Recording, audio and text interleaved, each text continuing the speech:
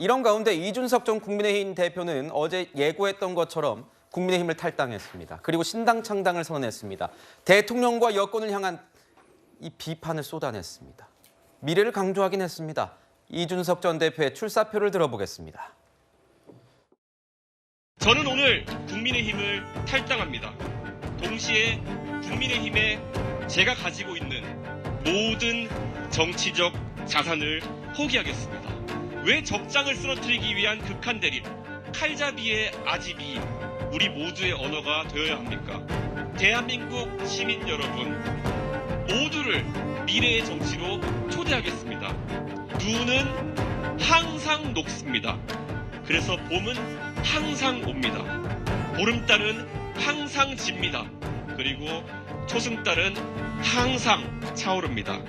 새로운 정당이 여러분을 대표할 수 있도록 제 모든 것을 쏟아부어서 정진하겠습니다.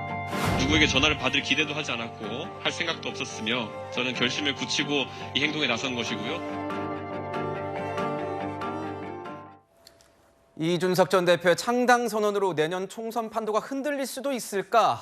이렇게 많이들 주목을 하고 있습니다. 그런데 현실은 녹록지 않다는 관측들이 나오고 있습니다. 어제 회견만 하더라도 최측근 이 천하용인 한 명도 없었습니다. 이준석 전 대표, 저는 어제 개인적으로는 이렇게 읽었습니다. 여러 가지 본인의 탈당과 관련된 여러 레토릭, 수식어들은 많이 나왔는데 뭔가 창당과 관련된 큰 비전을 보여주긴 했는가? 거기에 대한 의문점은 좀 있거든요. 어제 어떻게 보셨습니까? 저는 오래전부터 이제 이준석 신당에 대해서 태산명동 서일필이 될 것이다. 뭔가 큰 게 나올 것처럼 보니까 알고 보니까 주한 말이 나오더라 그건데 지금 어제 나 홀로 기자회견을 하지 않았습니까? 근데 다 아시다시피 정치는 혼자 할 수 없는 게 정치 아닙니까? 일군의 무리가 있어야 됩니다. 그 일군의 무리는 우리가 당원들 부를 때 동지라고 부르지 않습니까? 같은 뜻을 공유한 그 일군의 무리들이 있어야 되는데 그거 없잖아요. 나 홀로 뭘 했다. 그러니까 이준석 씨 입에서 신당 창당 얘기가 나온 지가 한 달이 넘었습니다. 그러면 그간에 많은 사람들 만나고 했을 텐데 이 눈덩이 좀 굴리듯이 뭔가 살림살이가 좀 늘어났어야 되는데 오히려 기존에 자기 멤버라고 하는 천하용인 중에 김용태 전 최고위원이 이탈을 하고 나머지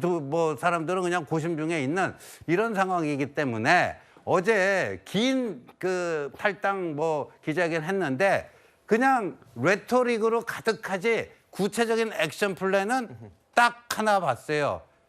그 신당의 이름이 개혁신당이다. 그거 말고는 구체적인 액션 플랜이 없습니다. 이게 총선 전에 재결합은 없다는 이 발언 있잖아요. 이준석 전 대표. 완주하겠다, 총선 완주하겠다, 나는 내 힘으로 국민의힘과 합당 없을 것이다.